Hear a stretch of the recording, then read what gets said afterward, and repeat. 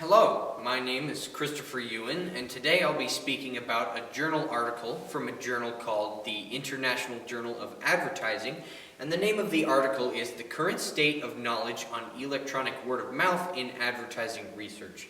Now, before I begin, I would like to say, for the remainder of the speech, I'll be shortening electronic word of mouth to EWOM, as I do have to say it a lot, and it can get a little bit wordy. So to begin, what was the article about? Well, obviously EWOM, as it's in the name of the article, and the authors define EWOM by saying EWOM involves the behavior of exchanging marketing information among customers in online environments or via new technologies, such as mobile communications. So that's a little hard to understand. I can shorten it by saying EWOM is when one consumer, business, advertising service recommends a product to another consumer on the internet. Secondly, the article is about the effect of EWOM on advertising and advertising decisions. 4 trends of EWOM, which include advertising, effects of EWOM, what drives EWOM, and new technologies and platforms where EWOM is present. The article really isn't about teaching about EWOM, it's more about showing what's been researched about EWOM and what should be researched about EWOM in the future. Secondly, what did the authors research and find? So this article is a little different than most research articles in that the authors don't talk about any research that they've done themselves. Rather, they talk about research that other people have done, and there's a few examples of that I'll give. So first, people researched advertising and how EWOM affects it.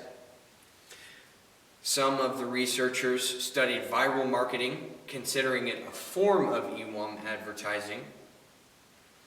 And some define viral advertising as marketer-initiated EWOM strategies that use specially crafted messages designed to be passed along. So basically, there are companies who, when they make an advertisement, they make a phrase, basically any advertisement that goes on the internet that's catchy and that people will pass along to each other. Secondly, how EWOM works and its effects on marketing outcomes. There are a few people that research this as well, and one specific instance is Senecal and Nantel. That's obviously 2 researchers. They researched if online product recommendations influenced product evaluation, and they actually showed that online recommendations have an impact on product-related choices. There were also some researchers that researched and supported the positive relationship of reviews and attitude toward brands. So basically what that means is the more people that positively review things online, the more people will buy that product. Third, antecedents and motives of EWOM behavior. Basically, like I said earlier, what drives EWOM.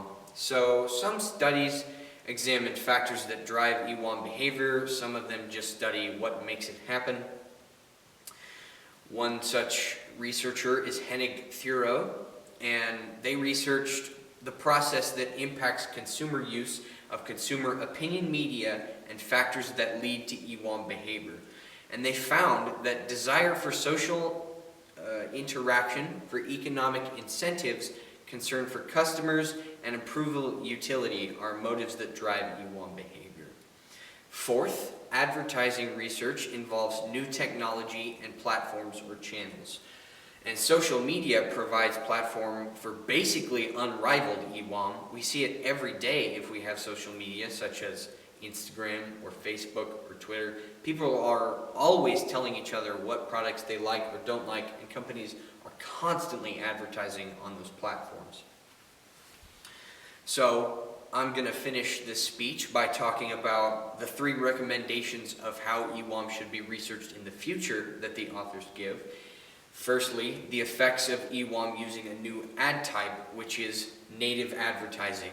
And you can define native advertising by calling it paid ads that are part of content and consistent with platform behavior that viewers are comfortable with. So basically, one specific instance of a native ad would be an advertisement on a game that fits into the gameplay of the game. And we can consider a lot of games nowadays to be social platforms because of all of the online and social networking that goes on them. Secondly, various new technology-driven settings, and the ones that they listed are virtual, augmented, and mixed reality. So what they're saying here is that we should research what sort of EWAM advertisements could go on alternate reality. And we already see that in real life with VR headsets, and I'm sure there's advertisements on those. Can't verify that because I don't have a VR headset.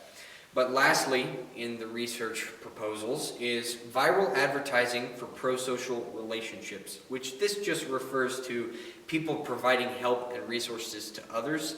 And this can definitely be very good for EWAM advertising, because if you help someone, they are more likely to listen to you, especially if you help them using a product or some service that a company is trying to sell.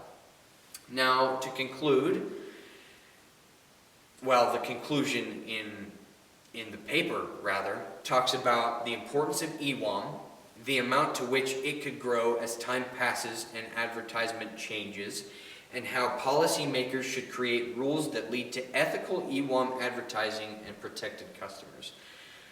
So, to conclude my entire speech, I would like to say I chose this speech because I'm interested in advertising, and it's actually something that if I went into communication, I would definitely consider it as a career.